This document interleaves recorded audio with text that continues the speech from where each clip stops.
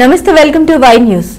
పార్వతీపురం మన్యం జిల్లా పార్వతీపురం మండలం నర్సీపురం గ్రామానికి చెందిన జనసేన పార్టీ మండల అధ్యక్షురాలు ఆగురు మణి పీఎస్సీఎస్ చైర్మన్ ప్రమాణ స్వీకారం అంగరంగ వైభవంగా జరిగింది.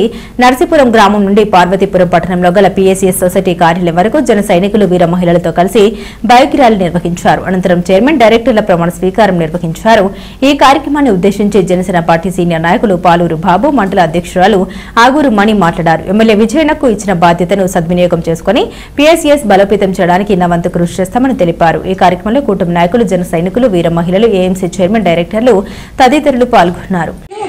సంఘ నిర్వహణలో బాధ్యతలను సంఘీభావంతో నిర్వహిస్తూ సహకార చట్టం, సంఘాల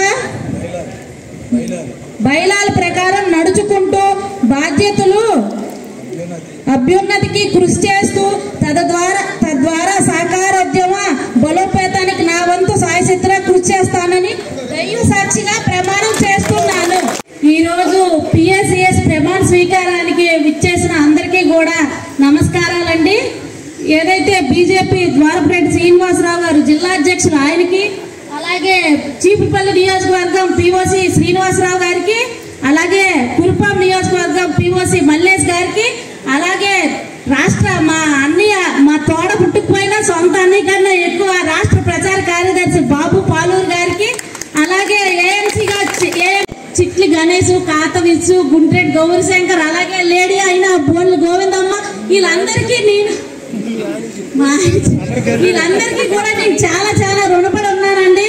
అలాగే నా భర్త గాని లేకపోయి ఉంటే నేను ఇప్పుడు ఎక్కడో నేను ఇంట్లో ఉండాల్సిన, సాధారణంగా ఒక మహిళనే, ఆ మహిళగా ఉండాల్సిన నేను ఇప్పుడు చైర్మన్ గా ఈ పార్వతీపురంలో తెలిసాను అంటే నా భర్త లేకుండా నేనైతే ఇంతవరకు రాలేదు.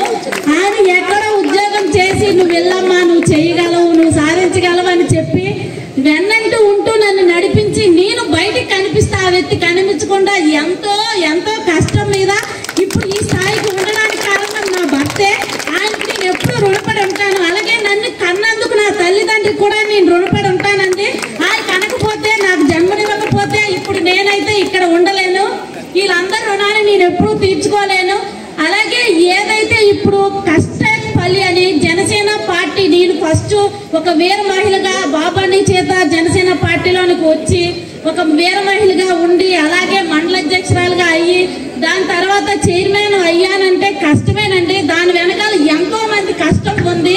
అది లేకుండా అయితే నేను ఈ పొజిషన్కి రాలేదు. నా కష్టానితో తోడై ఉన్న ప్రతి ఒక్కరికి పేరున ధన్యవాదాలండి. కష్టపడిన ప్రతి ఒక్కరికి పదవులు వస్తాయి. అది ముందు వెనక కావచ్చు, ఎవరు బాధపడకూడదు. ఇప్పుడు ఆవిడకి వచ్చింది, మాకు రాలేదని ఎవరు బాధపడకండి. అందరికీ పదవులు వస్తాయి. ఓపికండి, అది రాజకీయాల్లో చాలా అవసరం అండి. నేను కూడా రాజకీయానికి వచ్చి ఎంతో విసిగిపోయాను, నాకు వద్దు అని. కానీ నేను అలా కష్టపడి ముందుకు వచ్చిన తర్వాత ఇప్పుడు ఈ స్థాయిలో ఉన్నాను. ప్రతి ఒక్కరు కూడా మంచి స్థాయికి వెళ్తారండి. అందరూ కూడా బాధపడకూడదు. పవన్ కళ్యాణ్ గారు, చంద్రబాబు నాయుడు గారు ఏది చేసినా మన మంచికే. మనందరం కష్టపడితే మంచి పొజిషన్కి వెళ్తామండి. అలాగే అందరూ కూడా జన సైనికులందరూ ఎప్పుడు విరక్తి చెందకూడదండి. అందరూ కూడా కష్టపడాలి. నా కార్యక్రమానికి ఇప్పుడు పిలవగానే విచ్చేసిన నా ఊరిలో ఉన్న బంధువులందరికీ, నా కుల బంధువులు, చుట్టాలందరికీ పేరున ధన్యవాదాలు. వాళ్ళందరికీ చాలా